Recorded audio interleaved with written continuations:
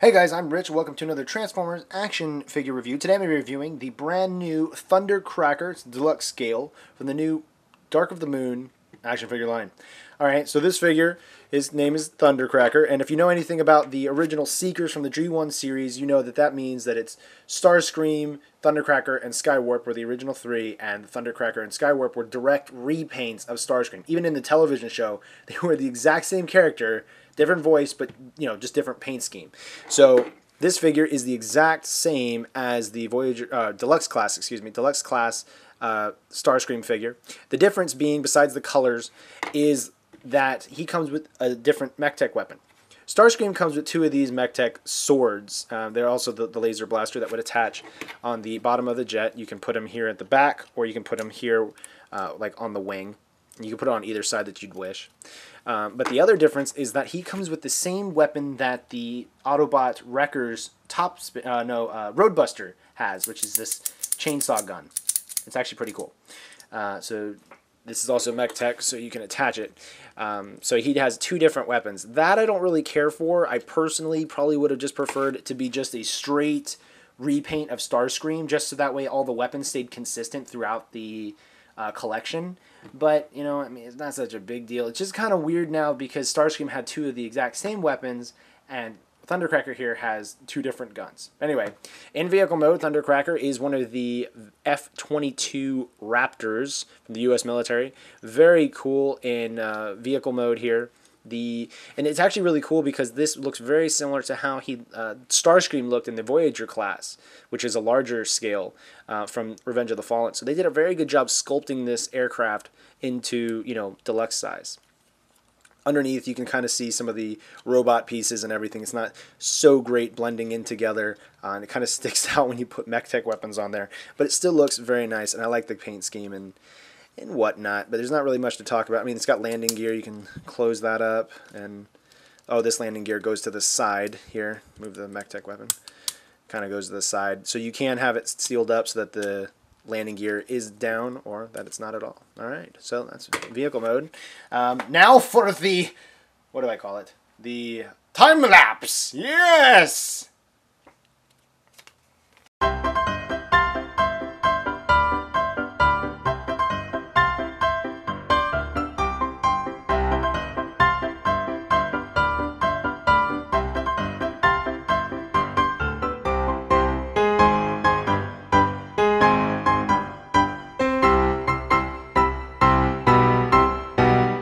Alright, so now we have Thundercracker here transformed into robot mode, and I've kicked on the lights here, so that way you might be able to see some of the more details of the figure on my camera and everything.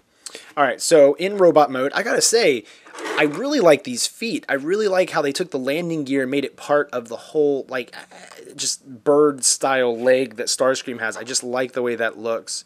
Yeah, I just think that's pretty cool. The rest of the figure, I gotta say, it looks pretty darn good for a Voyager for a deluxe class. I'm pretty impressed. Looking at the back of the packaging, I wasn't really looking forward to Thundercracker and Starscream and stuff. And I gotta say though, he looks pretty darn spiffy.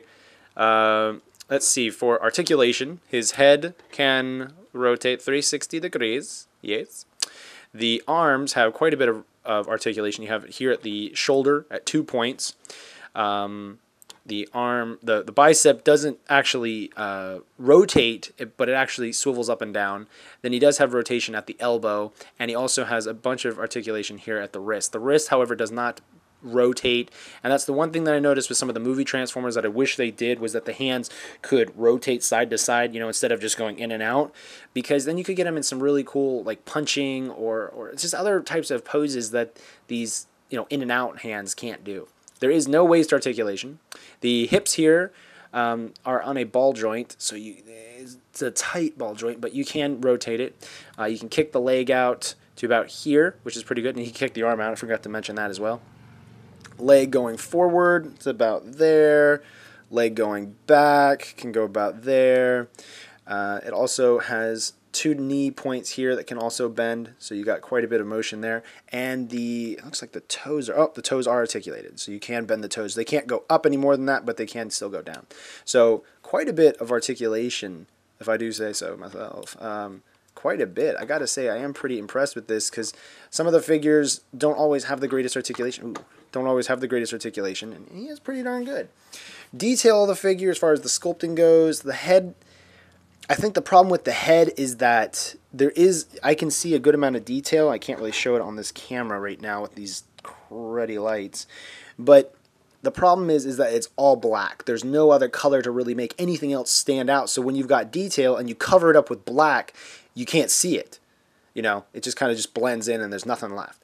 So that I might end up fixing myself, doing a quick custom paint job just to really make the colors kind of pop out. But alright, that's not a big deal.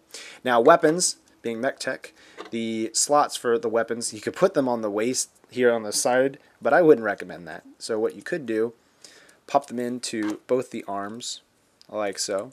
And if you wanted, you could have the sword out, or you can rotate it around and you've got the gun. There we go. So his laser and his chainsaw weapon. There you go. Pretty darn cool. Now, as I said before, this sword, most mech tech weapons now have, well actually now, this is new for Dark of the Moon. A lot of the mech tech weapons have spring-loaded action, such as the chainsaw weapon here. You know, it uses springs and a pulley system, you know, to make action happen. This weapon, however, is just one piece of plastic that they happen to paint, you know, the sword on. So it's just the gun, and you just flip it over to have the sword. There's no spring action, which I like. I don't really care for the spring action most of the time, just because it just doesn't look that great.